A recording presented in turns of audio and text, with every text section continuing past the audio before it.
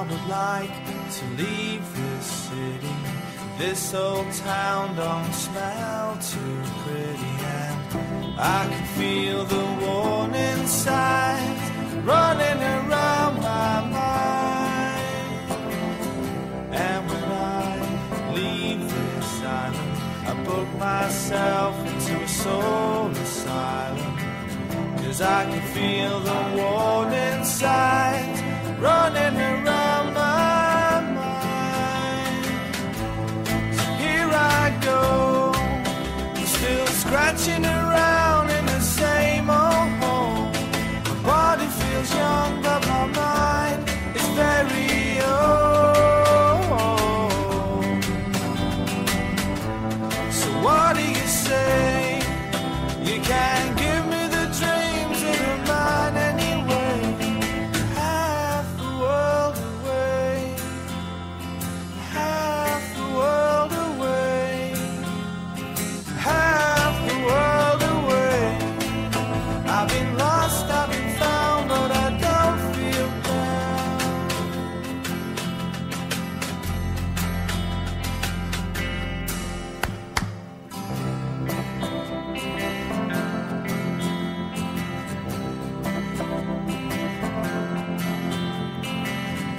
And when I leave this planet, you know I'd stay, but I just can't stand it. And I can feel the warning signs running around my mind.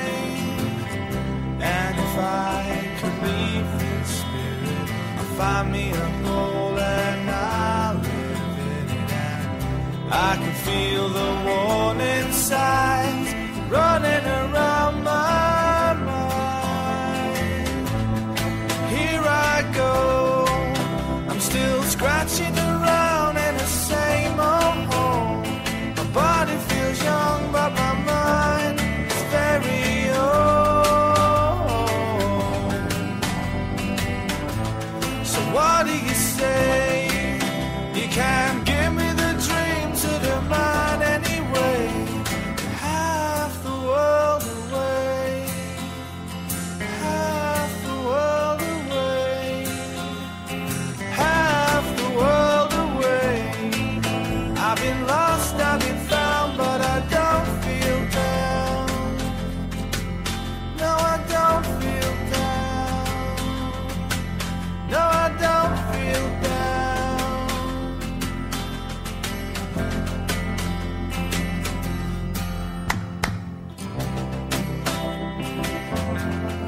Don't feel down. Don't feel down. Don't feel down. Don't feel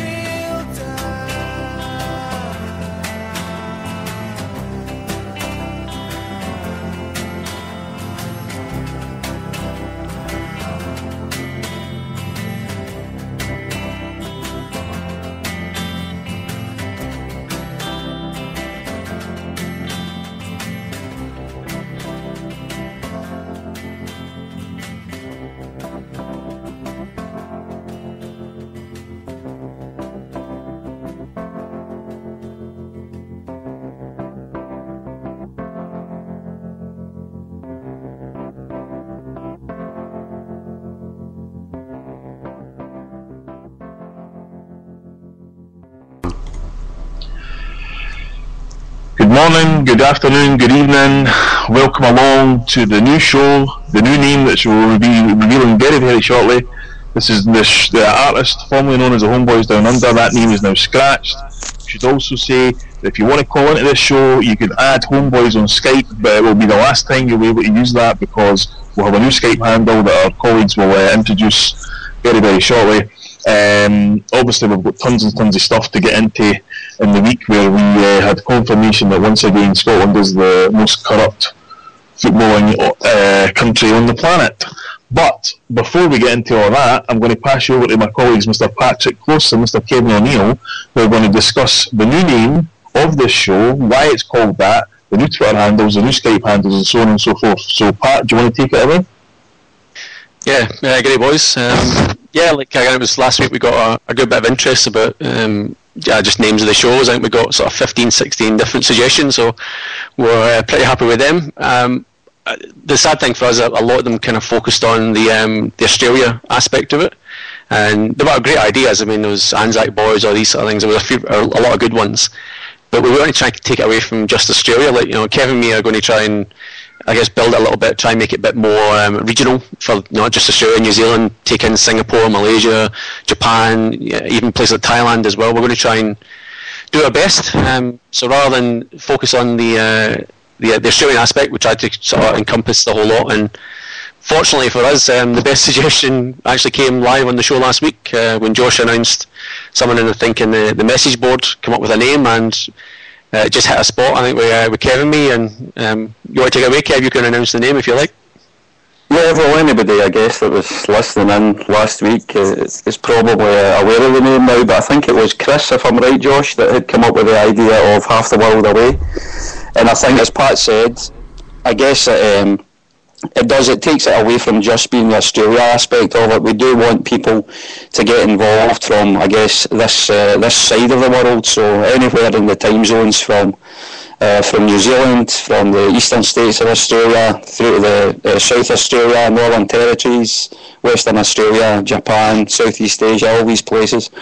Please do get involved in this show as it goes forward and as it grows, hopefully. And we thought Half the World Away was a great name for it. So thanks to Chris, I think it was, for that original suggestion. I think we'll try to line up some kind of prize or prize. We'll need some kind of award for it, I suppose. But we'll get on to that. And if anybody would like to try to start following us now on Twitter with a new show and the new handle, I think it's at Half the World 88. We're obviously limited by the number of characters we can have in a name, so it's at Half the World 88, and you'll be able to follow us there.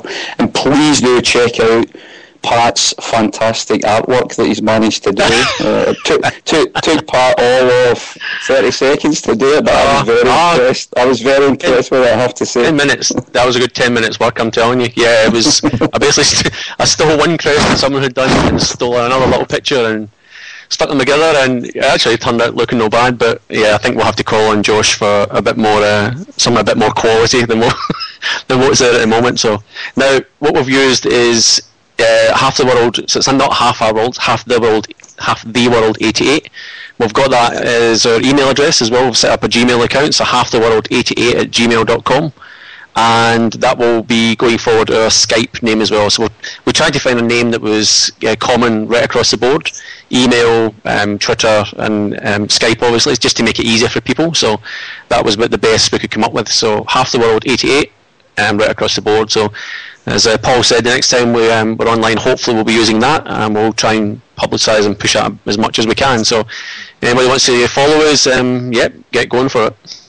And I should just also say as well, this will be the last time I'm sort of physically hosting the show, if you like, or introducing it. Myself and Josh, because we're obviously not Southern Hemisphere-based people or stuff like that, and that's going to be the main influx of the show. Next week, Pat and Kevin will be hosting the show. Me and Josh will be on it. Josh will still be taking the calls and stuff like that, and that'll be the same for the following week.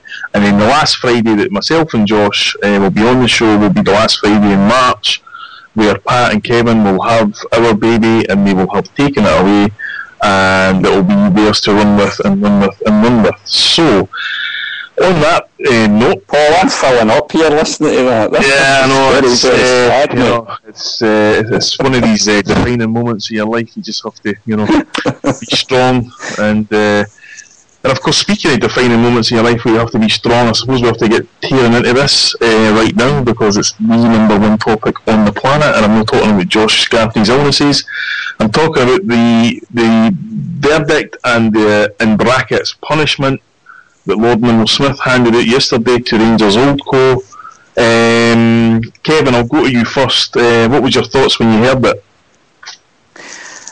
I was actually in conversation with Pat last night just about, I guess, tonight's show and what we'd be speaking about, and we probably thought we'd be talking about, reflecting on the Motherwell game. We'd give a passing mention to the verdict. It was still to happen at that time. and then we do a bit of a preview on the St Mirren game coming up. But of course, as we were chatting, we were both online. Well, I think Pat was checking it out, and of course the verdict came through as we were talking. And to say we were gobsmacked is an understatement, I suppose. That's one side of it. The other, on reflection though, you think to yourself, well, why would we expect anything different after what's gone on in the past for so many years? When you looked at it and you tore back some of the layers of it, there really was no surprise to an extent, and we were gobsmacked, I think it's fair to say. And I guess we finished off our conversation, and I think I certainly spent a little bit more time reading some of the thoughts. Twitter was going mad last night. Every few seconds you were getting another 20 or 30 updates from the like-minded Celtic fans. I guess it was just a feeling of disbelief, outrage, all these kind of things. Now, unfortunately, the sad fact of the matter is, disbelief or outrage isn't really going to change too much for us, because the decision's been made. I don't know who can appeal or what that process would be, but certainly the Sevco and Newco, they're certainly not going to worry too much about that. The old Co is as dead as a dodo anyway. How they could ever find, or how a non-entity could ever come up with £250,000 is beyond me. The Brazil, making the fine 250 billion because they're never going to see a penny of it. It was just, they seem to have got off completely scot-free. They've got off with the fact of the new co retains all that history, but they've also got off with the fact that there's not even a financial penalty to the new co. They can pick and choose all the bits they wanted to take from the old co to the new co, but anything that they didn't like the taste of at all, forget about that. We don't want any fines coming to us, so they got exactly what they were after. And the thing for me that surprised me the most was there was no real hit, if you like, to Sevco Newco. Well, I mean, the thing I would say about that is that there was never going to be any hit to Sevco Newco, and that's how you know they're a new club, because they've got absolutely nothing to do with Rangers Old Co, and that's why they also can't pick and choose good history, bad history, whatever. That timeline ended. There is an actual sort of to and fro going on between the SFA and the SPL right now about when did Rangers Old Co die. I think the SPL say it was 14th of June and the SFA say it was August the 3rd. Now, I love the fact that, that's it's a bit like two bald men fighting over a comb now, They're dead and that's it.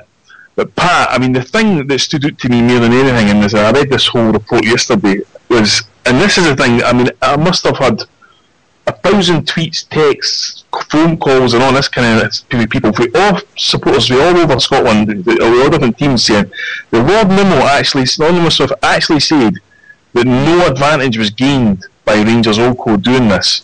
How on earth can he come to that conclusion?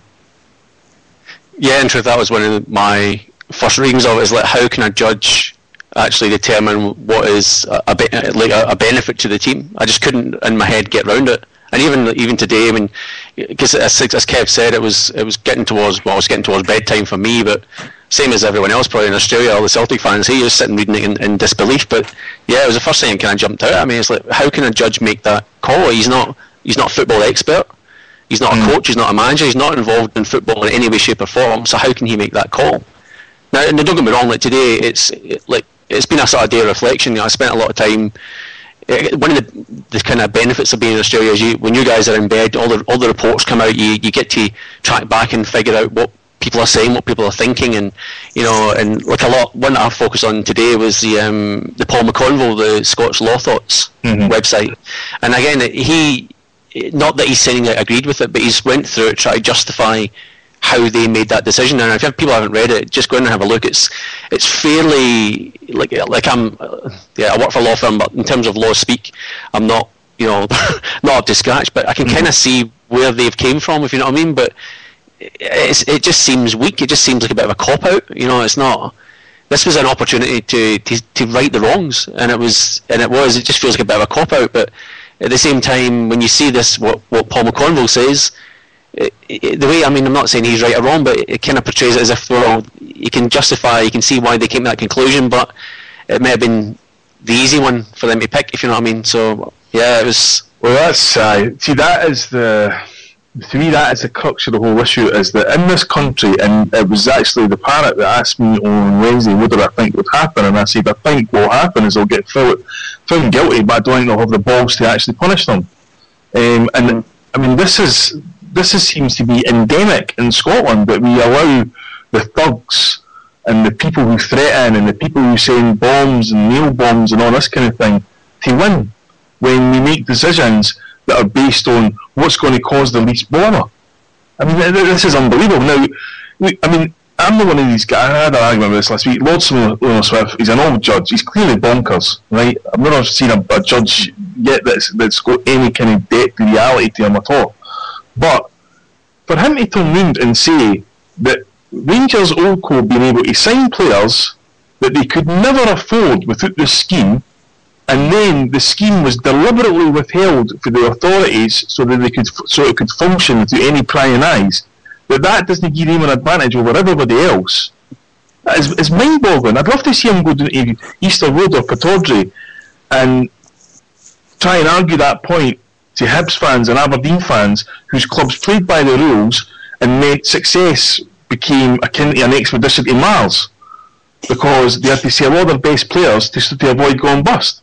Whereas Rangers Old Co decide, actually, we've got to spend all this money, which let's we'll forget the money previously never got paid back, and then they went into liquidation and they avoided paying all their debts.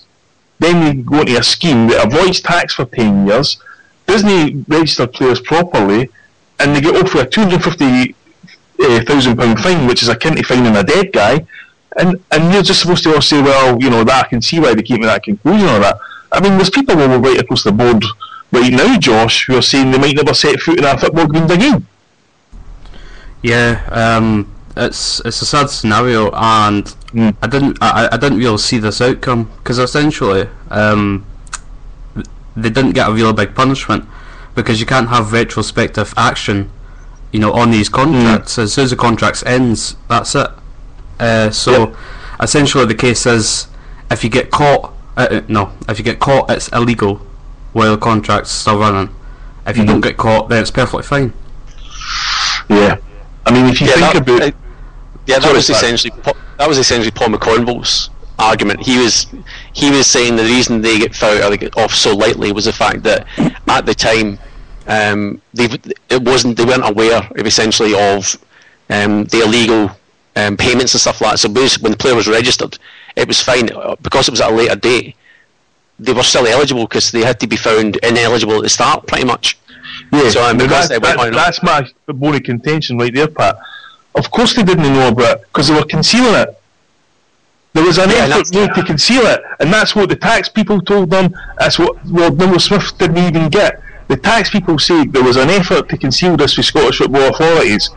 I mean, the simple question is this: David Murray and every single person came out yesterday, Charles Green, there's been a witch hunt against Rangers like this and all this kind of stuff. See if he was completely comfortable with it. Why did he not reveal it then? Why did it take an investigation to bring all this out? Paul, I think that's you've knocked the nail on the head there.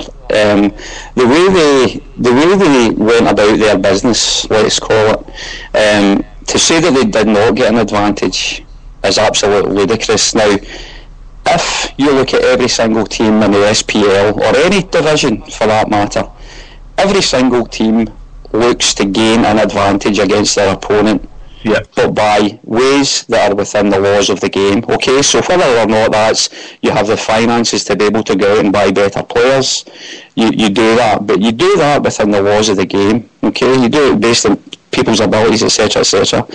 What Rangers did was, they didn't do it within the laws of the game. They set out to get themselves an advantage by getting players or gaining players that they couldn't ordinarily afford. Now, if you take it to another level of your Motherwells or your Dundee Uniteds or your Aberdeens, these guys, if that was okay, these guys could have done the same type of thing. They could have went out and got substantially better players than they probably otherwise would have had on their books, as would we. And don't try to tell me that we wouldn't have challenged. We particularly wouldn't have been able to challenge them a bit better during the period that they were being unlawful, basically. Now, the other point I was going to make, Paul, was, remember they were trying to draw us into the argument with the EBTs around Janino. Yeah. Now, very quickly, Celtic, they came out and admitted this themselves, of course. Celtic very quickly realised that, oh, wait a wee minute here, this doesn't appear to be right, there's something wrong here. And whoever made that decision at Celtic to not go down that path and declare it, etc., made the right decision. Now, don't try to convince... It was Brian himself, okay. Aye. Now, don't try to tell me that nobody that wasn't there was going about how dignified they are, and they were, their astute business acumen of David Murray, blah, blah, blah. All that, don't try to tell me that they were not aware. And for them to say, oh, sorry, we didn't know about it. It's unbelievable that they could have the audacity to think they could pull the wool over their eyes like that. They knew they were getting an advantage, and for this Lord Minnow Smith to come out and say they didn't gain any advantage, that for me was the thing that just made it incredible and incredulous to understand the findings in that. That was a big thing for me when I read it last night. I mean, we should say at this point that this has never been a Celtic Rangers issue.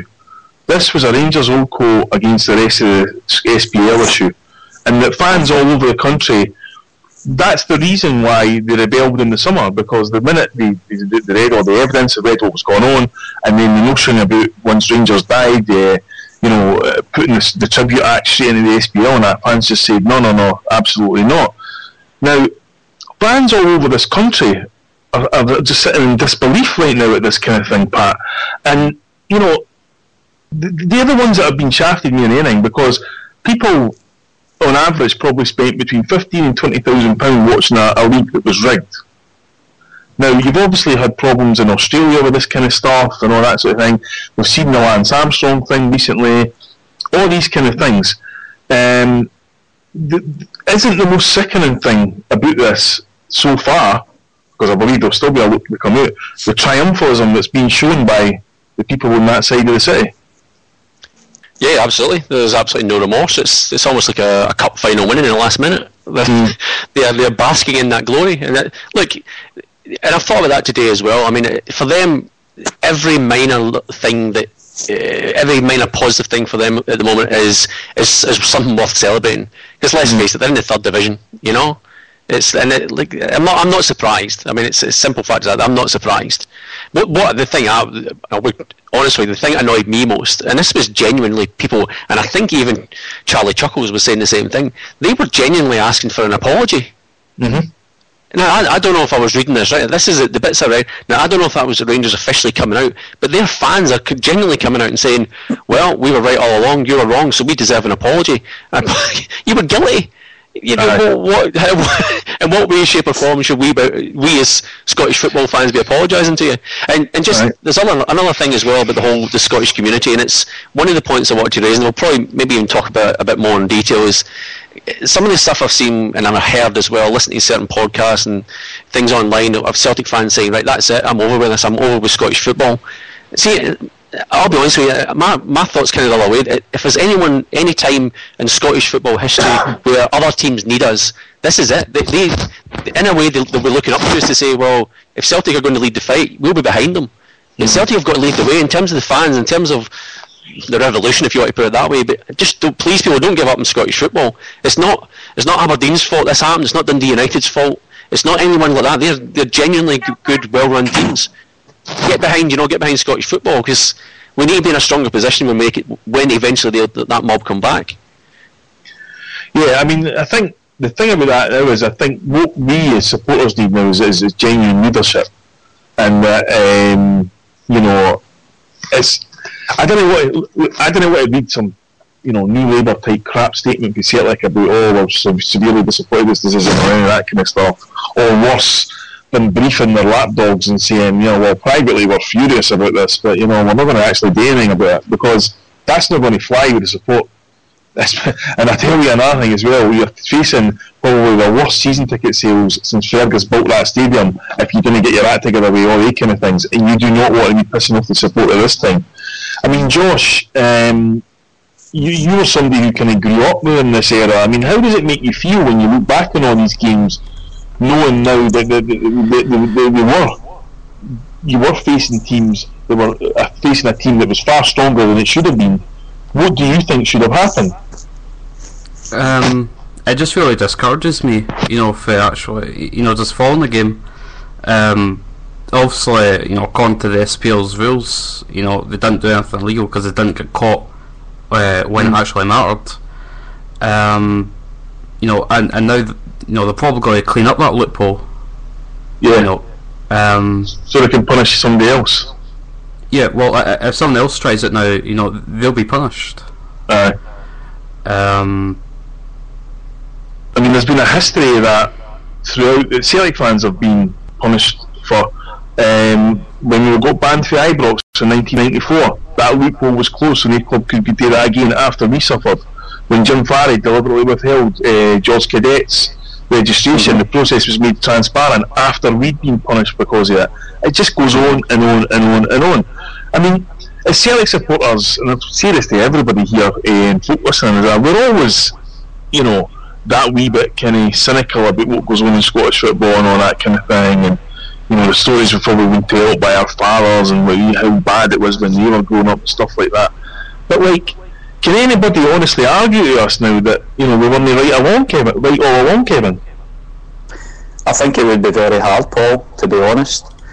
I mean, I think Pap touched on this earlier on. I think possibly a lot of fans from other clubs, they'll be feeling similar. They'll all be feeling similar thoughts. But I think Pat's right in that a lot of fans from other clubs may look to Celtic to try to lead the way because of the big rivalry, because we are vocal, and let's face it, the way that we can mobilise on things like the social media, etc. I mean, it's fantastic the amount of information that's out there now, so there could be a groundswell, if you like, of support that other Scottish clubs and fans of Scottish clubs could get behind, I suppose, but it does need leadership. You made that point earlier on, Paul. It does need leadership. Now, who that leader's going to be, I just do not know. I don't think it's going to be a Peter Law or anybody necessarily from Celtic, but there needs to be something there to say, wait a minute.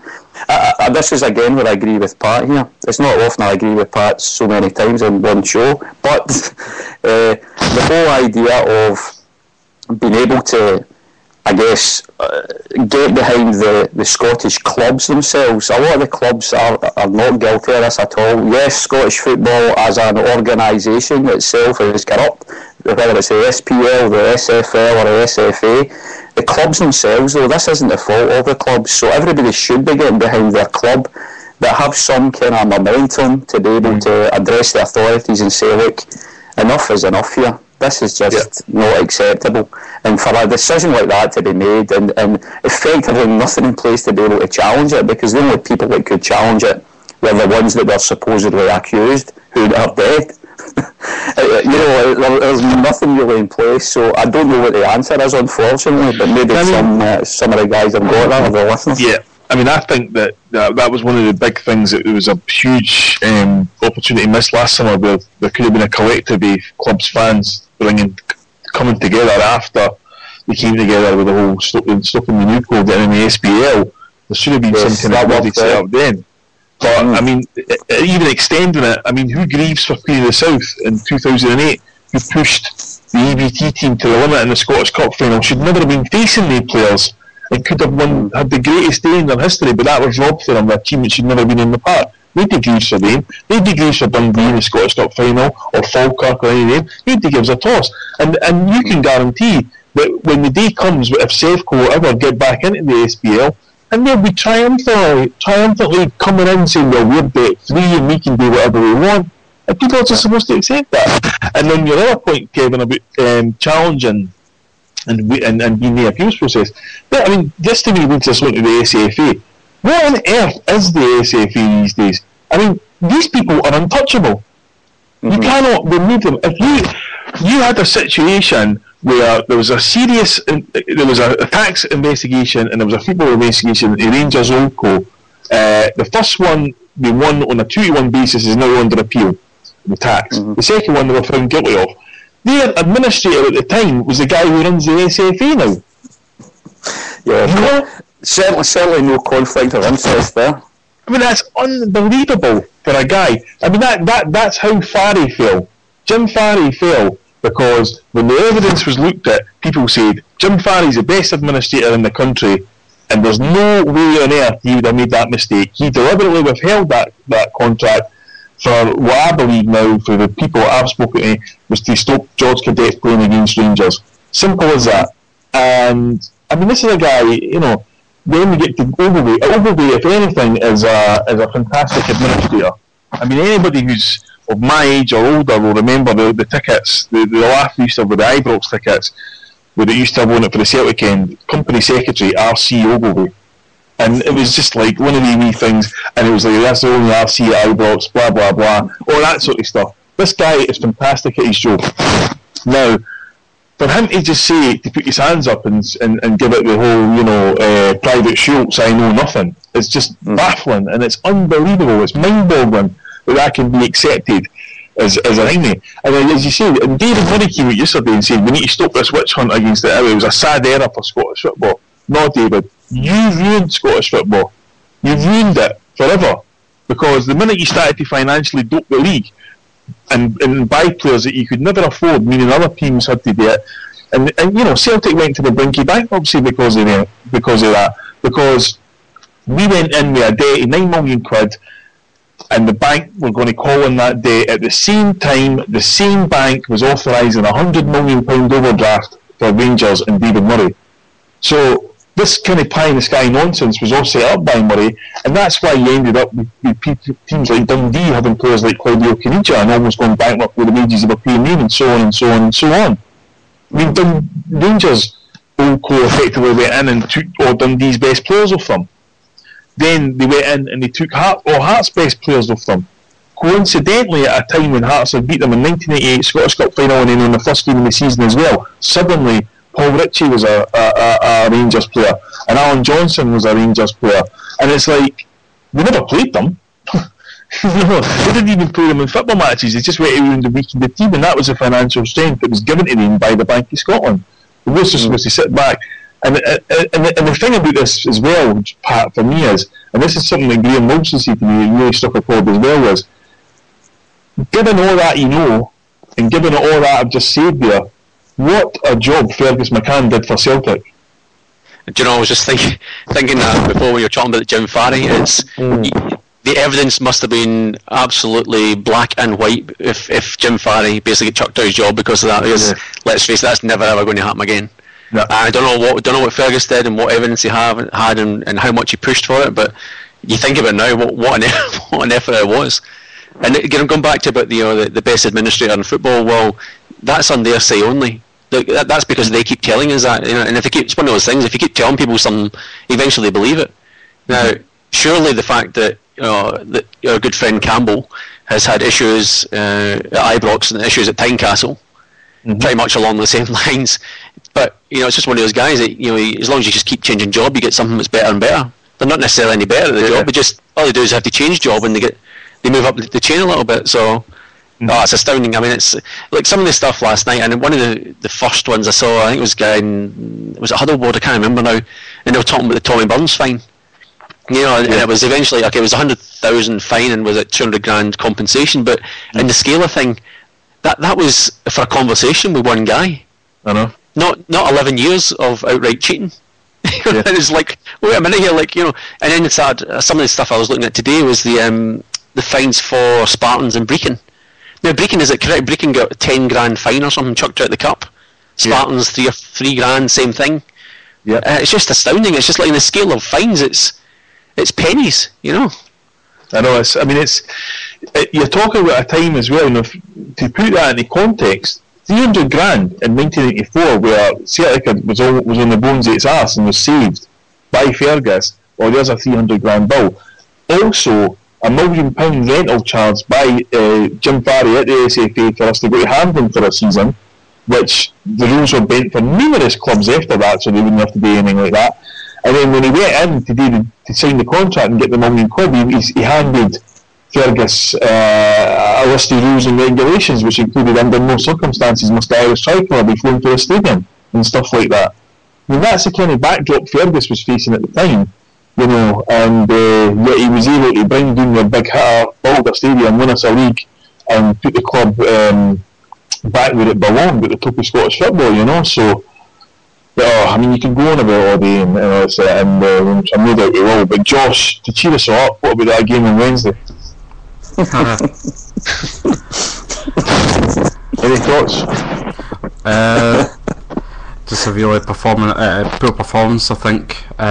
Went out with the wrong mentality, tried to experiment a wee bit, and Motherwell are a good side. They're always tough at Fir Park, and they did well. Put two goals past us. And basically the first 60 minutes were toothless up front, and then after that Motherwell just defended quite well once we brought on Joe Ledley and Gary Hooper. I mean, Kevin, I think it's probably the worst performance I've seen for Celtic for about 3 years, which would be probably the Ross County in the semi-final or Tony Willoughby's last game in those 4 at St Mirren. I mean, do we have an attitude problem with these players? Possibly, Paul. I would agree. I think it's certainly one of the worst that I can remember in recent times anyway. Just the whole attitude. I think right from the word go, you could see the Motherwell players, they were up for it more than our guys. Now, whether or not that's again because Lennon made 5 changes, I think it was, from the team that started the previous game. Whether it's part of that, or again, Stuart McCall, we know that he always gets his players up for a game against us anyway. So that was probably evident. But the thing, I guess the thing for me, and it's maybe not necessarily then to do with the attitude of the players, but the thing that stood out for me, that I was surprised at most and most disappointed, was some of the passing was absolutely dreadful. Basic passing, and the decision making a couple of times as well with some of the passing. I think there was an occasion in the first half where I think it was Stokes received the ball maybe about 20 yards out, and he had a pot shot at goal. He ended up scuffing the thing, getting his foot right around the ball, and it was a useless shot really. I think it was Chris Collins that was running to the left of him, completely opening space. Now, if he had just slipped that ball through, there's a chance he plays a decent ball in, somebody's running in on the end of it. Just bad decision making. Now, that was one example, but I was certain that during the game when I was watching it, I kept thinking to myself, there's another bad decision there, another bad decision. The passing itself was terrible. I thought Kyle himself was very lucky not to be getting pulled up a couple of times. I think they were him into making a few rash challenges. He got his booking, obviously, and I think they did the right thing in taking him off later. But as far as the rest of them go, I'd say James Forrest was head and shoulders, I think, above the rest of the players on the park on the day. He fully merited his man of the match, I suppose, from Celtic's point of view. But yeah, collectively, our group of players on the park there, it's not good enough. I mean, it's how many times did we get through this thing when that type of performance gets put in? We need to be up for every single game, because teams like Motherwell are going to be, and we need to at least match them. I mean, Pat, I don't like just ranting and raving with you. I've done a lot of research. I've looked at various numbers and various reports and all that kind of thing, and I've come to the conclusion that Chris Commons, George Samaras and Darren Kyle are fanny merchants. Would you agree? I'm not sure about Commons. I think Commons is one of these guys that when things come off him, it is spectacular.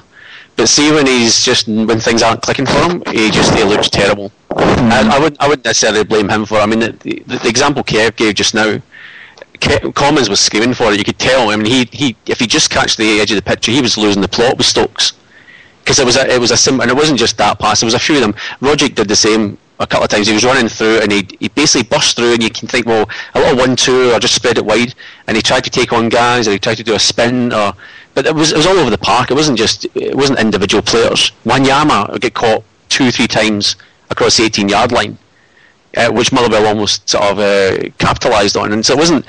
I think it was right across the board. I think it was just one of those performances, but in terms of whether we've got a bunch of fanny merchants, I don't know. But see, one thing, and then I thought about that today was because we promote this whole thing about having a young team, right? And the fact that we're really proud we've got this really young team. Well, I'll take you back to my sort of, I guess, AFL experiences. Like, what happens in AFL is teams, they go through peaks and troughs, right? They have really good era, and they spend lots of money on players, but eventually those players, because players in the EFL don't move around a lot. And what happens, you have this cycle where the team becomes really good, but you have this sort of lull period where they basically go down in a kind of gradual slope. They get worse and worse and worse until the point where they get to the bottom, and then they come up again. Now what happens with that is you get a lot of young guys, they'll recruit. Basically the lower you finish in the league, in the AFL, the higher the choices you get in the draft. So you get the better players. But it takes them, it can take them 5, 6, 7 years to become the established players that you hope they are. So what happens is they come through that phase where, okay, they're kind of fairly shit, they're getting smashed every game. Then they get a bit stronger, and the next year they get a bit better, and they get a bit better. And then you have this period sort of in between where 1 week they're absolutely brilliant, they're the best team in the whole competition, and then the following week they're getting beat with the completely the worst team in the whole competition. And it's just this inconsistency of it. And I think Celtic fans have to keep this in mind. We're very proud of the fact we've got a young team, but if you're going to take a young team, you're going to have inconsistency. You're going to have these really fantastic performances, but then you're going to have absolute stinkers. It's just the way it goes with young teams. And okay, in Scotland and especially Celtic, we're not used to that. We're used to having, in recent times, good players and professional and experienced and scoring goals and good defenders and stuff. Well, those days have gone. We have to take a step back and think, we've got a young team, we need to let them develop. The only way they're going to learn is by having games like this. So that's kind of my thoughts, and I'm not saying they're doing the right thing all the time. I mean, as Kev said, they made a few changes for Wednesday night, and not even a few changes, but also having like Wanyama at centre half. I just still don't know about Wanyama in defence. You get skinned a couple of times, even for Nicky Law, the first goal. You get turned this way and that, and an experienced defender might have pushed him out wide, and so I'm ranting, am I? No, but I mean, I think, to Kevin's point as well, I know what you're saying, Pat, but I mean, it's Scotland, and we've got, any set of players we put on that pitch should be able to beat what's in front of them, and they're not doing that, And I mean, on Wednesday, it took 18 minutes for George Samaras to touch the ball, and it's things like that. I mean, Commons drives me insane because he's got absolutely tons of ability and he's got a football brain, but he's also got an attitude that's just occasionally comes out as, I'm better than everybody else, and you have to kind of play around me. I mean, maybe it's a kind of personal thing with me because I didn't like his attitude at all. He tweeted a month ago, will I use my Bentley or my 4x4 today? And I tweeted him back, try using your right foot once in a while. It's just like, you just need to sort of say, like, in any game, when Martin O'Neill came into the SPL, he realised within 2 games that what you have to do in the SPL is win the battle first. You go to places like that. He used to always say to the players, you match this team's commitment, you'll beat them because you're better players. Not just the fact that we played absolutely horrific in the first half and didn't even have a shot on target, we're just soulless and gutless, whatever you want to say. But when Jamesy was said absolute brilliant performance of him, and it's frightening that a guy so young, he's the one trying to drag the team up a level, puts in a brilliant cross for a brilliant header by Samaras, and every single one of your team just went, right, that's us, we're back in it, somebody will score the winner for us. And before long, we're 2-1 down again, and I would say personally, standing there, when Higdon scored the second goal, I could not see any way back for us at all, Kevin. No, absolutely not. I think, I suppose I was a bit like the players. When we got that equaliser, Paul, I thought the least we're coming away with here is a draw, but there's a fair chance we might go on and get a winner here. But the nature of that second goal that we lost again, it was very, very similar to the first one. Now, I like Big Effie Ambrose. I think he's one of these guys that Celtic fans do. They do tend to like. He's got character. He becomes that kind of cult, unwritten cult figure sort of thing. His goal celebrations are mental, all that kind of stuff. Everybody loves these type of players that we get, but I do like his ability as well to be able to play the ball out from defence. Sometimes he can be cool. Now again, as Celtic fans, we hate seeing that, but we love seeing it, if you know what I mean. We hate, if it was anybody else, you'd be raving about them, but your heart's always in your mouth when you see any Celtic defender trying to play the ball out. It sometimes happens for Effie, sometimes it doesn't. But see his defending of that second goal, why he was dragged so far right, when it must have been, I'm guessing, Adam Matthews that was already out there. There was confusion going on, the ball bounces through, and you're thinking, for crying out loud, this boy's running through. Mickey Law again, I think it was from Marvel. He's running in and goal. Now, Big Effie does get back to him. You're thinking, okay, stop the cross coming in, Effie, stop the cross coming in. The boy just turns him so easily. And you're thinking, for crying out, he's committed himself. And then he's able to just stand that ball up to the back post. By that time, forget it, you know. Big Higdon comes in at the back post, and I totally agree with you, Paul. There was absolutely no way back from the attitude the players showed throughout the game. That knocked the stuffing out of them as far as I was concerned. I mean, it was a late enough goal in the game. There was no way back at that time. I mean, talking about the attitude, I mean, that brings me on to Kyle, because I've got a real issue with him right now. You believe in the last 3 weeks he was knocking on Neil Lennon's door demanding a game. He's been playing him, he's been doing nothing. And he also, the thing that really annoys me, and this annoys me with any football player, whatever it is, Celtic players, anybody, is he thinks he's a hard man and he's not a hard man. And the reason I say that is the boy Sean Hutchison has basically decapitated 2 Celtic players in the first 20 minutes. If that's a Roy Aitken or a Danny McGreen, we would have snapped them in 2 by half time. End of story. So if you want to be a proper hard man, you go in there and you do the guy that's doing your plays. Simple as that. Then they start pushing players and, you know, screaming at this and screaming at that, and I'll see you outside and all that kind of thing. That's not a hard man, you know. And by that, I'm not going to do. Sorry, Kevin. No, sorry, Paul. I was just going to say that's the total Scottish purist football dream, isn't it? Just get in there and half them. It's like the Billy Connolly. One of the first time Billy Connolly ever went to Wembley, you know, as a celebrity, and so he gets great seats, and it's behind Joke Stein.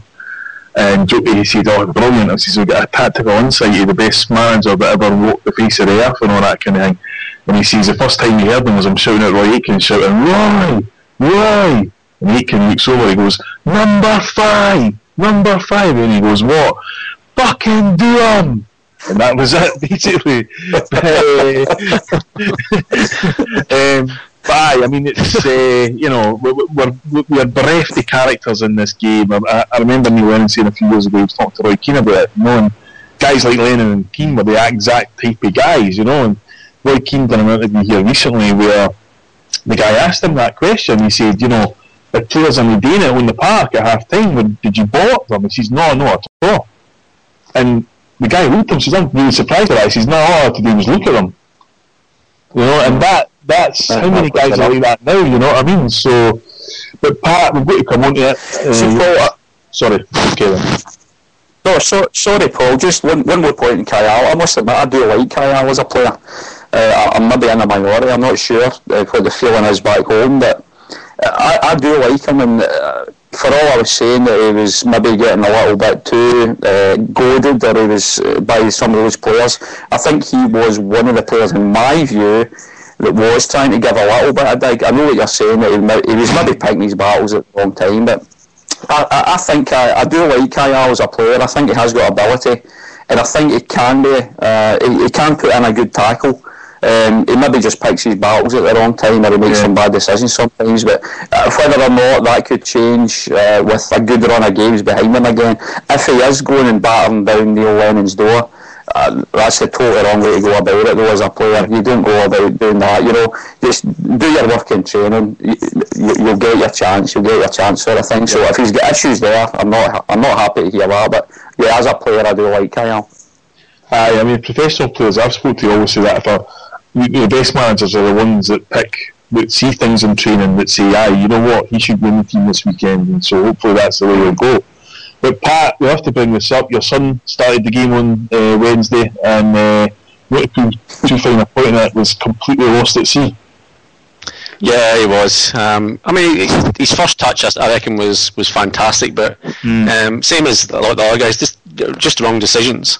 Yeah. I mean, it's going to take him, not that you're making excuses for him, but it is going to take time for him to sort of get into the speed of it, the physicality of it. I mean, he was getting pushed off the ball pretty easy, but I mean, it's just one of those things. You just have to, you know, we just have to be patient with him. I mean, I think everyone over here that we've kind of spoken to, and even sort of guys that do follow sort of A-League in Australia, they say the same thing. Great player, great talent, but you just have to be patient with the guy. He's going to have really great games. He's going to have fairly average games, and he's going to play fairly crap in some games. So it's just one of those things. I mean, I think one thing he's probably going to have to learn. It's kind of hard to pick this up on TV, and maybe easier when you guys are actually at the game, is how well he tracks back. I mean, I see kind of sort of good signs that he does do it, but then I see sometimes he just looks a little bit, maybe he's just tired, I don't know what, but he just looks a bit kind of puffed out and not really chasing. And as we all know, Celtic fans just will not accept in any way, shape or form. You can be having an off day, Celtic fans won't accept not trying. I think that's one thing that he can certainly endear himself to the fans, and hopefully it's just a fitness thing, because he will get bigger and stronger, and and put on a bit of muscle and upper body strength, that sort of stuff. So maybe if he can at least endear himself to the fans that way, that's certainly will go a long way to being a successful Celtic player. I mean, I was being facetious at the start. I mean, he was he's a young guy. He's got a new job, and it's 26,000 miles or whatever for his house, and it's like anybody, we wouldn't just be like, oh, right into it and away we go type thing. And it's obvious, you can see there's a player there. He's finding his range, he's looking for long passes and stuff like that, and but I think he does need a few more games to get the kind of rigours of the SPL, because he isn't fit enough for it at the minute, and he's not strong enough at the minute. Lasley kicked him twice, and he was kind of a wee stop on a bit. And as you say, Pat, I think the tracking back's a really good point, because if ever, and you've got to really look at the manager for this as well. We had a makeshift central defence on Wednesday. You had to have a protector in front of it, or otherwise, what are you thinking about? Because, it really, and I wouldn't blame logic just for this at all, but we were absolutely punchless in that game. Toothless. I mean, as you see, touch on defence, Kevin touched on defence, and Wanyama and all that. I mean, I didn't even understand what the forwards were meant to be doing. You've got Samaras as a wee left, and I can't stand that when we do that, because it just leads people, especially at centre half, to play diagonal balls to him all the time. And I always say, ask any coach in the world, what on earth is the point of winning a ball in the air on the touchline? What's going to happen for you? So we're going to bring somebody in the wing, and then he's going to have to cross it in anyway. It's a nonsense to me. And also, Forster was looking for him as well. There was a couple of shots from behind goal when he was having a clearance. You could actually see him looking for him where he was the part, and that was the only man he was aiming for. I mean, the bottom line is, if Forster, especially when you're trying to rescue the game, is looking for him, 30 yards for goal, Murray will just going to go, right, get a big guy on him and a guy behind him, and that's the supply cut. Simple as that, And it's also, as well as, Samaras scored that goal on Wednesday because he gambled in Forest, right? We have got so many players in the team that didn't gamble on anything. They never gamble on a boy getting a cross in. They never gamble on a defender missing it. The boy Randolph, with a good shot at him, he just sort of spilled it, just ever so slowly, and got it again. We would have had any forwards on top of that, and to me, that was Joe Ledley, wasn't it? That was the post. Yeah, I mean, it's like, I think football's an instinctive game. I think once you start, you do all your thinking off the park. When you're in the park, it should be instinctive, because the minute you start thinking, see so many players, that's when they get in trouble. And we're fortunate again, I mean, touching on Thomas Rognall for a bit, he's in a sort of bizarre contract situation where he's turned in a new contract. If we were to let him go, we wouldn't get any money for him, because we didn't get a development fee because of some bizarre thing with his age. I mean, Kevin, what did you think of Rognall's performance on Wednesday?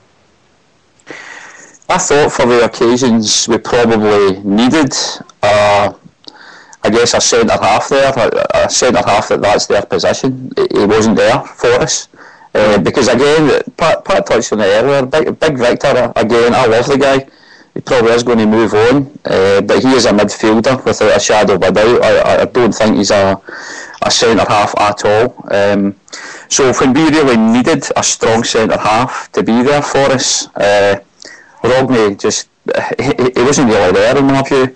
Now again, if Rognall goes, I won't be losing any sleep over it.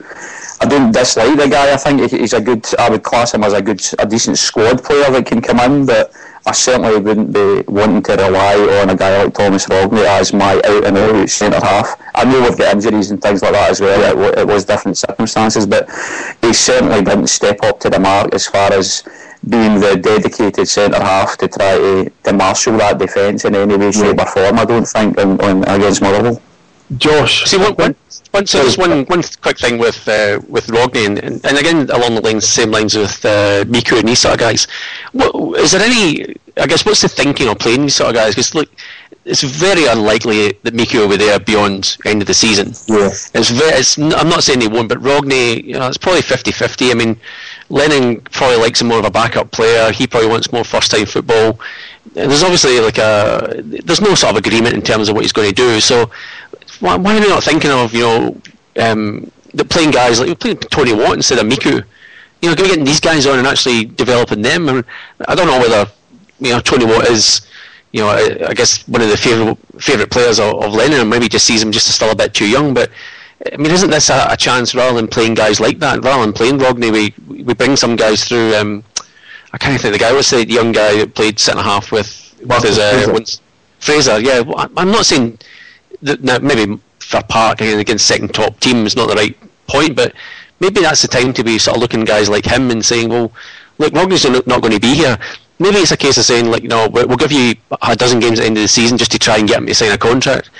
They're not going to sell him for him. They're not going to get any money for him. Miku's basically going to go back to his club. Unless they do have plans for him, I don't think they would have. But if they've got plans for him, that's great. But I don't understand why they're playing guys like that who aren't going to be there for an extended period, rather than playing a young player or a guy that is going to be there next year and hopefully going to do a job for you. Well, I think I think the fit's going to keep on the gas as long as we're in the Scottish Cup. But I think if anything happened to that or whatever, I think you'd see that. I mean, it's interesting. It's one of those things. Look, I was at a tournament at the start of the season at Firhill where the Celtic young team played, and I tell you, in the two games you seen them play, you were taking in them, and I include Tony Watt, Marcus Fraser, people like that. They were absolutely hopeless. There was no getting away from it. Yet when they've stepped up, they've been looking good and all that, and it's kind of something. As what I touched on with Josh there about, if you think about Victor Wanyama, I think it's certain he's going to go as well, and there's talking of Man U and Man City now going in for him and stuff like that. And sometimes people still say, I don't think he'd be good enough for Man United in that, Josh. But for me, if you look at what happened on Wednesday, for example, when he's kind of asked to sort of step up towards the end of the game and try and win it for us or get some equaliser and stuff, that's not going to happen at Man United. He's going to be in there for a specific role, Josh, where he's got even better players around him, and his job will be to break up attacks, win the ball, and tackle the good players in the opposition team. Yeah, looking at the lineup of the game, there wasn't really any kind of leaders in the team, and Victor Wanyama, he isn't really a sort of leader in the team. He just likes to really, play his part in the game. He's not really going to. Sometimes it does come out with a winner, with a real good shot from outside the box, but he's not really like your Mulgrew, your Brown, your Ledley, the big characters that are just really dependable every single game, and their sort of game is to motivate the rest of the team and get the rest of the team playing. Yeah, that's something actually I was just going to touch on there, Pat. We've had in the last 4 or 5 games with numerous captains. What is the definition of a captain these days? I mean, it depends. I mean, some people might say it's really just to toss a coin. Again, it's a thing they do over here and a lot in Aussie Rules, is that they do share the load. I don't see a problem with it. I mean, I'm probably again in the minority of saying this, but if you can basically give a guy the captaincy for a couple of games and just to try and, I guess, make them a bit more of a leader on the park when they're not the captain, I don't have an issue with that. I think it's actually a good thing. That's just me personally, but I'm probably in a minority there. But I mean, I still like sort of midfielders and defenders being sort of captain, central defenders, central midfielders, guys that are actually in the engine room, sort of putting the work in and stuff, because you can just see a bit more. For centre half, you can see what's going on in front of you, that sort of thing. But I personally don't have a problem with it, but I know it's a bugbear of some people. The reason I bring it up, Kevin, is to segue into tomorrow's game. We face a monumental task tomorrow, and it's bizarre saying that, but effectively our season could be on the line tomorrow if you consider that we're so far ahead in the league and so on and so forth. What kind of performance do we need tomorrow to win this game at St Mirren? Probably the exact opposite that we got the other night against Motherwell, to be honest, Paul. Every player has got to, again, at least match St Mirren's commitment, and then hopefully the ability of our players should be able to win the game for us. But you're right, I mean, it's bizarre to say it given the circumstances, but you're right, it's turning into a really big game for us, and there's a gauntlet needs to be thrown down to these players to say, yet again, they've let the supporters down, they've let the management team down, etc. With their indifference, I suppose, the other night. They need to be up for this game again against St Mirren. And you're talking about what makes a good captain. You mentioned this guy earlier on, and for me, the era that I was watching Celtic and going right back was the Roy Aitken era. Now, for me, Roy Aitken to me was a fantastic captain of that team. Because he wasn't the most naturally gifted guy in the world by any manner of means, but the commitment that guy had for us when he pulled on the hoops was fantastic, and all Celtic fans that will remember watching Roy Aitken play, there was nothing better than to see him picking up the ball in defence when he was playing in defence and carrying it forward, and you get this big groundswell of support there, feed the bear, he's going forward. To me, he was what you needed in a... It's very hard to verbalise, I suppose, but he was the epitome of what you needed in a captain. He was a leader. He rallied the troops. You could see on the park, just the emotions in his arms and telling everybody to get into them. Now, I don't think we've had a leader since Roy Aitken like that. I was trying to think there as you were talking, other captains that I think has matched that. I mean, probably... I can't really think of any. I mean, it's difficult. When I think of captains, I think of, Big Billy McNeil with a chest out, leaders of men that were going to go into battle for you, and they were the guys that you looked to.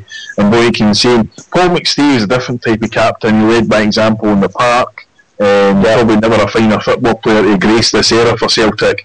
Again, for me, Paul, I think McStay was too quiet as a captain, if you know what I mean. Yeah, and he was also too young. No doubt his ability. Yeah, no doubt in the guy's ability, and I think that's probably how he got the captaincy. And I think that's kind of how some captains are given that armband nowadays, based on ability. But for me, as a club captain or a team captain, you need more than that on the park. You need to have those good leadership qualities. You need to be able to motivate your teammates when you're on the park, because let's face it, you're the ones that closest to them are the manager. So I loved Paul McStay as a player, but as a captain I don't think he was maybe the right choice, because he was a little bit too quiet for me anyway.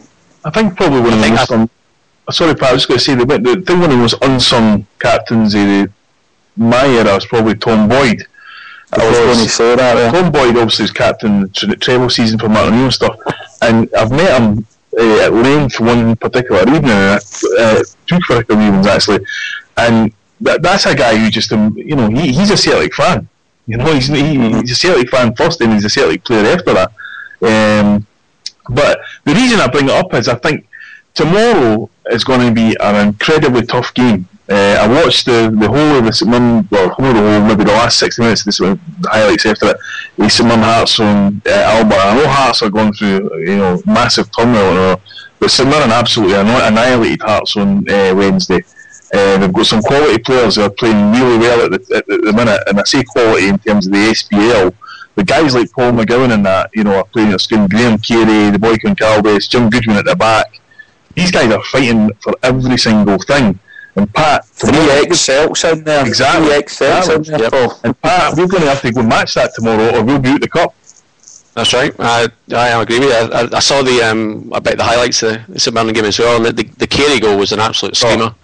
That was an absolute screamer. Anyone who hasn't saw it, go to the SPL official sort of page, have a quick look at it.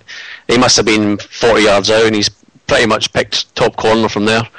Very, very smart. So, bottom line is I would hope the fact that with the result, the other night against Motherwell, the fact that the St Mirren beat us the last time, if that's not motivation enough, there's certainly someone who's got to put a rocket up them. And yeah, I think they will come out. I think they'll come out all guns blazing. I think they'll be rolling the sleeves up. As you said before, they'll win the battle. the physical battle first, and then hopefully the skills and ability will sort of take over from there. I'm looking forward to it. Josh, just make sure that bit's recorded again so we can play it next week if we get beat. Yep. Pat just said that. Well, I did say we'd beat Juventus 3-0, but anyway, we're not going to go there. So no, we're all on Wednesday, Pat. So. Oh, we're going to talk about that, actually. That's another one. We haven't spoken about that one yet. Jesus. Oh, well, we'll move on to that shortly. But Josh, I mean, this is a game. It's a quarter-final of the cup, and it used to be something that was a big occasion, you know, and it's sort of lost a little bit of that. But I mean, do we, after the fiasco at Hampden against St Mirren, what do we need to go to St Mirren Park and win this game tomorrow? We need to go out there with a clear understanding of what we're going to do. I don't want to see us go out there with like a 3-5-2 and then half an hour into the game or 6 minutes into the game end up changing our formation because something isn't working.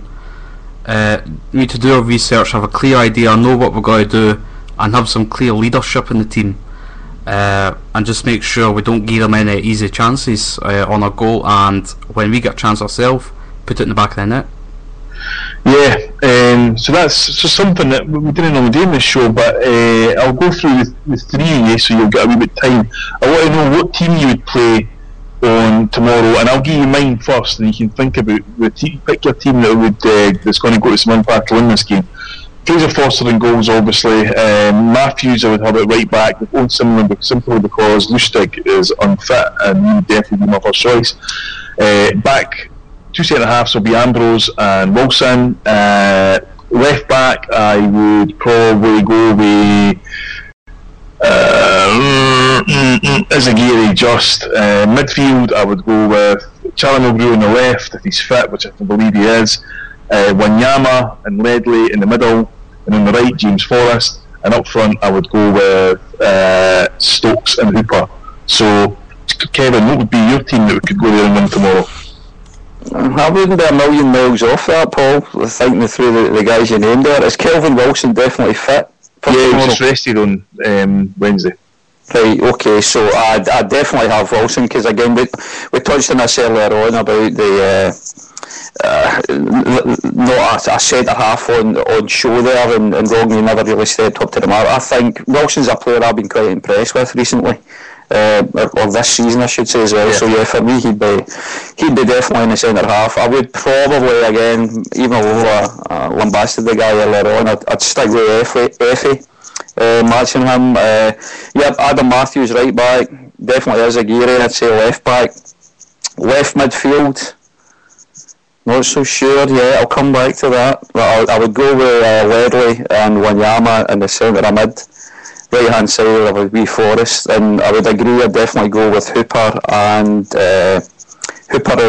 Stokes up front. Mm-hmm. And you mentioned this earlier on, so this is where I'm going to cause some dismay for you, Paul, but I'm going to put Big Sammy out on the left. Yes, indeed. Is Kevin, your man in Perth, talking a load of nonsense, or is he banging the money? I reckon that was exactly the change I was going to make from your team, was probably Sammy out to the left. If only for the fact that he needs to be fit for the Juventus game. So I think they're going to have half an eye on that, and the only way he's going to improve and get ready for that game is to get another game under his belt, at least an hour of it's going to be a physical game. I was just going to say at least an hour of meandering about and looking formless. Well, see, the way I look at it is it is going to be a physical game. If he's not on the park, we don't have a tall outlet anywhere forward of the defence. And that's one of the reasons. So I think possibly you were whinging earlier on about hoofing the ball up to Samaras, sure. I wasn't talking about. I was just saying that if you look at Forster, what he was doing, he was actually targeting him. There was no one else to kick to. That was my point. You shot it right. Yeah. Can I ask you a question, Pat? Who's the tall outlet in the Barcelona team, or in the Man United team, or the Real Madrid team, or any good team? Yeah, they don't play in the Scottish League though. I get it, but it's kind of we don't have the same sort of level of skills that guys can get out of sticky situations. So when you've got Rodney's at the back and there's no one coming for him, like you're basically a midfielder looking for the ball, the automatic outlet for these guys is to find the tallest guy up front. And if you're putting Hooper and Stokes up front, Mm-hmm. I mean, no, I guess would could possibly be commons, but if you're putting in Stokes works, pretty much most games we play, not every game, but look, it works. So you'd want them up front. If you don't have someone like Samaras out wide, there is no physical side. I'm talking like even balls into the box, which again I think we missed a hell of a lot against Juve. I know some different quality and stuff, but we missed that against Juve. Like the ball coming into the box, and there was no real big guy in there, even just to bring the ball to ground and put any sort of challenge in. So I reckon that's what you go with. I think he's got half an eye on Juve, just for the fact of proving a point, and that's why I reckon Samaras would be out left. Well, let me pick you up one point there, Pat. You said we haven't got the scouted yet. I'm going to throw two names at you right now: the Derry Pelé and the Milton Maradona. Milton Maradona possibly. The Derry Pelé, meh for me. I should actually just say, and I'm not sure about your current the threes. I'll just exclude Josh for this because he's never experienced this. But I don't know what your facial hair status is at the minute, guys. But Paddy McCourt has literally never set foot in a barber for about a year, I think, given the length of his hair and the length of his beard at the minute. I mean, is that something that should be encouraging, Josh? I'm not sure. I know you're not an expert in this subject. I know it's not your. I know you're not the go-to guy when we talk about facial hair, given your ridiculous attempt at November. Maybe he's just not wanting, to play a game, so he's just trying to put the Armage off. Look at his bench, and you see Paddy McCourt with his big beard, and they go, "Nah, not bring him on." That's one theory, I suppose. But on that bombshell, Kevin, we're obviously going to win 4-0 in Turin. How are we going to do it? Jeez, man. See this game against Juve, it's going to take care of itself. I mean, in one way, there's absolutely no pressure on us at all. We're probably all hoping that Juve basically write us off as well.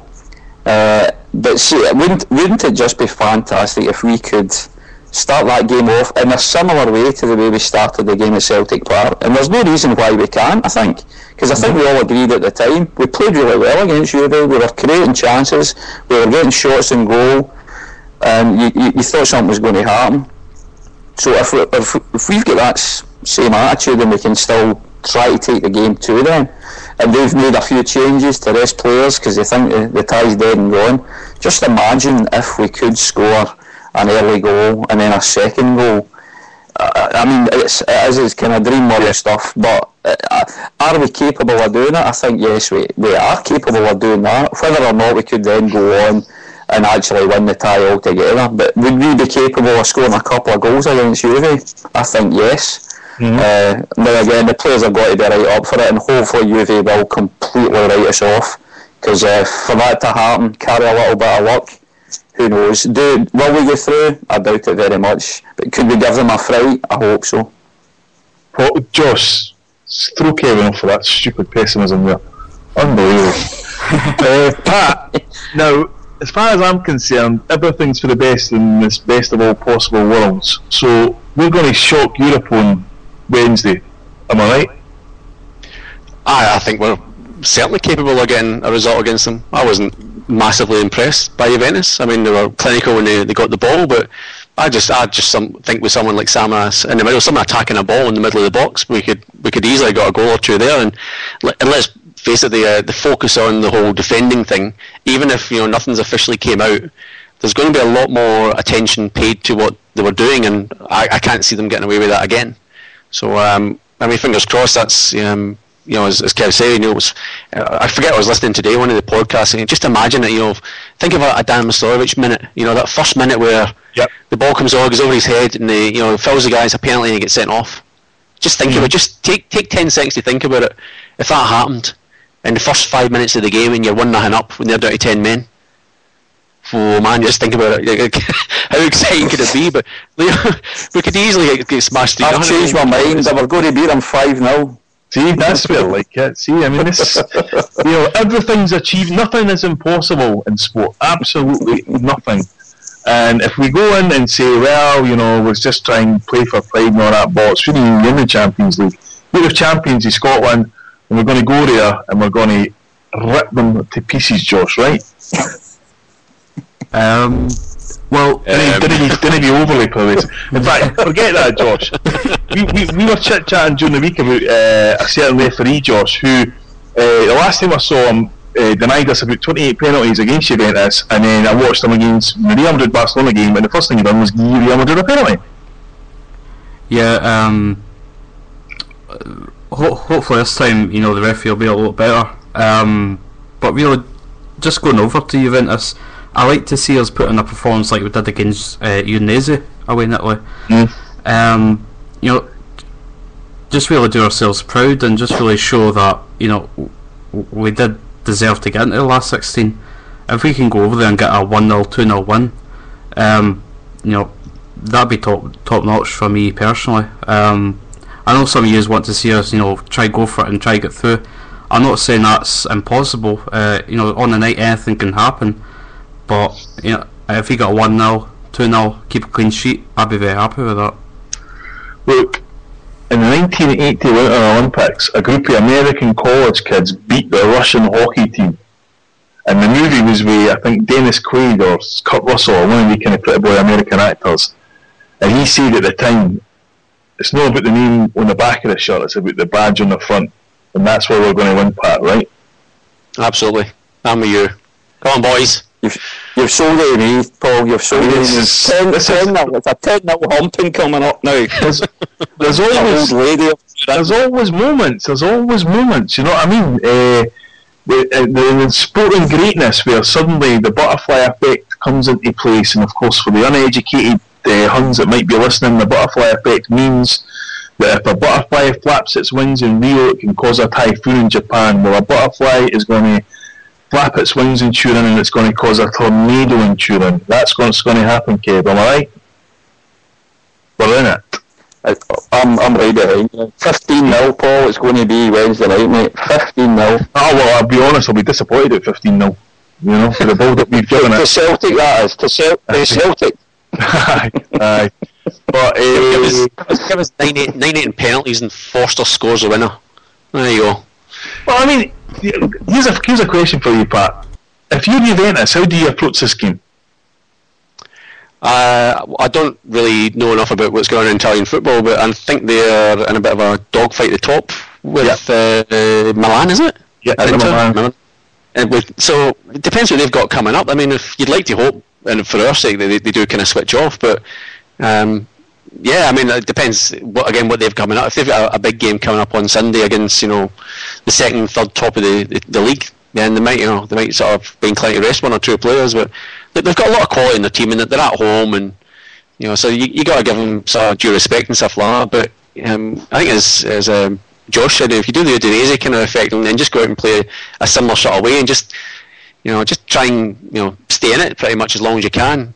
I mean, that's why I keep thinking back to that third goal. Even going over there in 2-0, you give yourself half a chance. That third goal, man, that's just flipping, almost killed it. But you go in with hope. I mean, it's just one of those things. You just keep plugging away, keep a clean sheet pretty much, and then just hope something comes in the game. So, being a consummate professional part of as many people know, that I've looked up the Juventus fixtures, and they're actually playing tonight against Napoli away. So, of course, the Italian League's giving me my helping hand because they know there's a top team coming to play them on Wednesday. And in the big game you were looking for them to be playing after the Celtic game is a home tie against Catania. I've never even heard of them. Yeah, so probably when they could be resting their good players then. So, yeah, okay. Well, I mean, unfortunately. What I mean, Kevin, is if you're the manager of Juventus, do you go out and try and score a goal, or do you just go out and try and contain? You asking me that as a Celtic fan or as the manager of Juventus? You're now the manager at Juventus. I'm the manager of Juventus. Well, obviously, I'd be looking to go out. I wouldn't underestimate Celtic because I know how fabulous a football team they are. But no, I think our only hope, or one of our hopes, I suppose, is if they do underestimate us, and they do think the tie's dead and buried, I think we do have then we have got a chance then to do something. Yeah, if I was in their shoes, I'd certainly wouldn't be taking it lightly because we do a lot. It's not very often we're underdogs, but when we are underdogs, we are a different beast altogether. And so many people have written us off completely in this, and a lot of them will be thinking we're going to go over there and get, it's going to be another 1, 2, 3-0 to Juve sort of thing. I think there's no better time for us to be going into a game when so many people have written us off. And just as we said earlier on, if we get an early goal, you never know. You're hoping they take us lightly and field an under-12s team against us. That would be good. Well, here's my theory. It's a Rocky Balboa effect, right? First leg, Graham Wilson... Not the butterfly effect. No, it's a Rocky Balboa effect. Now, I'm giving you pearls here, so everybody listening closely. Rocky Balboa effect. Graham Wilson was at the first game against Juventus, right? Now, we all know Graham from the On the Wave show. He comes from Philadelphia, where Rocky Balboa comes. In the first Rocky Balboa fight, he loses his first fight, his first big fight, and he comes back and wins. Now, we're talking about Rocky Balboa here, who Rocky and Four actually ended communism as well. This is the kind of power that we're taking into this thing. So, this is what's going to happen. It's like they're going to underestimate Rocky like Apollo Creed underestimated him, like Ivan Drago rested him. And in the first minute, Joe Reddy's going to go into a tackle, bang, Lennon's off the bench. This is it. He says, you see, we're not a machine, we're men, we can beat them, and that'll be it. 4-0, no problem at all. Everybody back to bonus, Josh Gaffney's for a party afterwards. The Rocky Balboa effect. I love it. I'm telling you, on this show next week, I'll not need to say a word. You'll just be saying there, Paul, honestly, you were so... We'll all be humming that Rocky theme tune. Exactly. So, I'm booking flights, boys. I'm booking flights. Here we go. Here we go. Yeah. The famous Glasgow Celtic, and we're off to Wembley. But we're almost at 90 minutes. So, I'll tell you what, the Bonus Bonanza. That's what we're calling it. Now, we're almost at the end of the show. Jesus Christ! Get it up. They won me a time, Kevin. You're out. Sorry. No, listen. I would just like to. This was a little bit of trivia that. Born and bred in Coatbridge, and I'd heard of this wondrous place called Bowness, right? The apostrophe. Now, I was always curious. Now, I know that Josh will know this, so please don't give the answer away straight away, Josh. I was always curious. I'll fly you to Wembley myself. I was always curious as to what the apostrophe was all about. What were those missing letters in Bowness? What was the name of the place? So of course I did. So I looked it up and I found out the answer. Now, surely God, Josh, you do know the name of the place you live. Borston. Don't say the answer. Don't say the answer. You just... Oh Jesus! He had said the answer. I was going to put it out there as a competition. Do you know what's let you doing, Kevin? Last week, a few of us recorded a podcast, which is not coming out till next Friday night or something, that was about previous boot launches, right? And this came up in the podcast, and Josh had to go on Wikipedia and all that kind of thing. So that's the only reason I'm betting that he actually knows the answer. No, because he certainly didn't know it at the time. I've always knew the name. It's, just need to confirm it. Alright. So you still need to confirm it. Did you know that, Patrick? Did you know Bowness? You're online just now, aren't you? You're looking online now. I'm still booking my flights for come back to Josh's. Right. I was going to say Bogganness. No, but never mind. Sorry, mate, it's just I was going to go start ranting about the trials and tribulations in knowing Josh Gaffney, but I'll leave that for next week. We're almost at the 90-minute mark. We're almost at the end of the show. Just before we do the announcements, I just want to announce something, and I want to announce this particularly to you, Pat, and you, Kevin, because I know you're the two big money guys, Megabucks and all that kind of thing. I'm currently doing an online auction on eBay. It went live midnight last night, Celtic part-time, for a signed personalised copy of my new book, which isn't out for about 5 weeks. And the reason that this auction is taking place, the book's called The Last Pearl Diver, and you'll be able to find that auction. eBay, I've been tweeting links about it all the time, is because I'm trying between this and the raffle that we're going to have at the book launch, which is for a framed and game-worn tote by Simon Donnelly and Paolo Di Canio, is to raise money to bring impoverished people to Celtic Park next season. When I say bring, I'm not going to physically go to their house or anything like that. Josh is going to do that, no. But try and get some season tickets so that adults who can't afford to go to see Celtic now because of the increasing prices and stuff like that, can go and watch Celtic. So there's an auction going on right now to try and raise as much money as we can for this book. It lasts for another 9 or 10 days, and it's currently sitting at £26, which I believe is a false figure because people put in maximum bids and so on and so forth.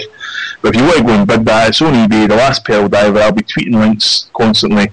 So Pat, Kevin, get under the mattress, get the money out. So this is your time to step forward, okay? This is your moment.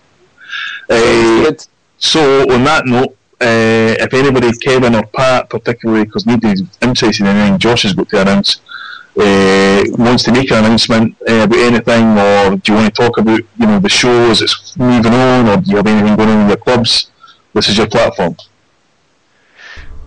Well, for us, the Jock Stein Supporters Club, we were meant to have a meeting tonight, but it's been canned, probably because I'm here and I haven't done the DVD for it. We're showing the St Mirren game tomorrow night at the Pint on Punt in Melbourne, so anybody wants to come down, it's 1:45 midnight kick-off over here, so I'm not sure if the manager or CSC are meeting for the game, Kev, or anywhere? No, the manager of CSC will be watching it in each other's respective homes, I think, because we're still pulling it together. This is going to become a common theme, I think. Anybody that knows me back in Coatbridge from the Erngel Brass CSC will remember fondly that one of my roles in that supporters club was very much a can't be arsed attitude with things. So there's always a time I have a few beers, we have chats like this, and I'm right up for doing stuff, but then when it comes down to it, I can't be asked. So one of these days, boys, it will happen. There are a number of guys. Dennis Doherty, my good friend that I was talking to again last night, he will get on this show eventually, but he's a social butterfly and he tends to go out on Friday evenings, but I guarantee I'll get him one night, guys, to phone in. So yeah, no, we'll be watching the game. It's a better time in Perth or Western Australia for us tomorrow night. It's a nice kind of early evening kick-off, so I'll be having a couple of Celtic friends coming round, and yeah, they'll enjoy watching it on the big screen. Hopefully one time in the future we'll get to the point where you can actually broadcast for a live game, and when Kevin, CSC and Melbourne and all that kind of thing, because that'll be encouraging for you then to get the members that you've got actually live on air at the same time and so on and so forth, but something to forward to. It could happen. In truth, we have actually spoken about something. Yeah, we're sort of bouncing some ideas off each other about, try to, well, first to keep the podcast going, because the only way we're going to keep it going is for people to actually listen and contribute to it. So yeah, we've got a few ideas. We've got a couple of things. We've got hopefully going to have a segment on like the under-20s and the youth team, that sort of thing coming up. We've got a fairly well-known, I guess, Celtic pundit who's hopefully going to do that for us every couple of weeks. So there's another couple of guys in sort of our region that we're getting in touch with, and hopefully they haven't replied yet, but we'll just see. I've got a few kind of little ideas, but anybody who's any suggestions, and I mean sort of decent, clean ones, nothing dodgy, but any ideas for the podcast, send us an email, and we'll like I said, we'll just try and make it a wee bit different for people down over this sort of neck of the world and stuff. So any ideas, suggestions, recommendations, we're happy to take it on board. Exactly. I mean, radio media is like factory records. The artists own all their work, the company owns fuck all, and the artists have the creative license to do whatever they please, and that's why it works. It's just that simple. So just quickly, Paul, just on that, like people, I think some people get a bit scared of the fact that that it stuff's online, and they seem to maybe get this impression that Hill Media is this, I guess a little bit distant from what they can actually do. Well, Kevin and me are just Celtic fans. We're just punters. We're nothing special. We just come up with the idea, and speak for yourself, I'm pretty special. Just you hold your wish, boy. Listen, I'll be deciding how special you are when I see your bids going in for the eBay auction. So next week I'll come on and talk you up as the two greatest Australians since. Have you ever had any great Ned Kelly. Since Ned Kelly and Joe Mangle. But or I'll be coming on and I'll be slaughtering your pessimism as the excuse why we're hosting tune-in. But aye. So anyway, we'll end this charade right now. You've been listening to Half the World Away. It's the inaugural show. It's went very well despite the presence of Josh Gaffney, who is now going to take us out with a song. On that note, guys, hail, hail, and I'll see you next week. Hail, hail, guys.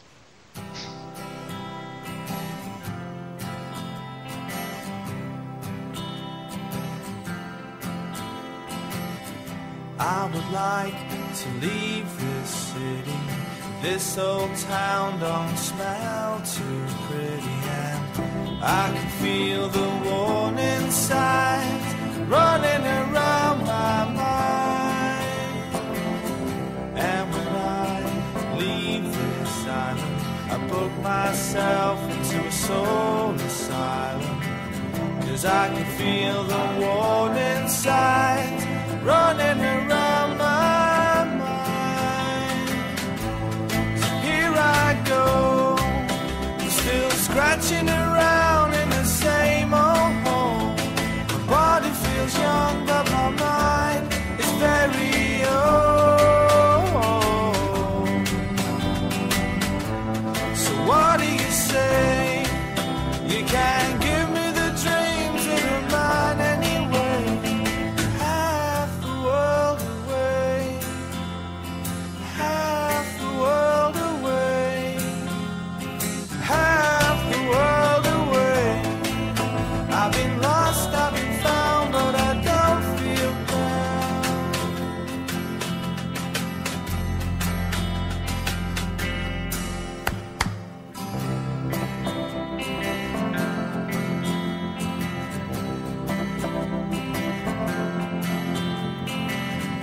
And when I leave this planet, you know I'd stay, but I just can't stand it. And I can feel the warning signs running around my mind. And if I could leave this spirit, I'll find me a hole and I'll live in it. And I can feel the warning signs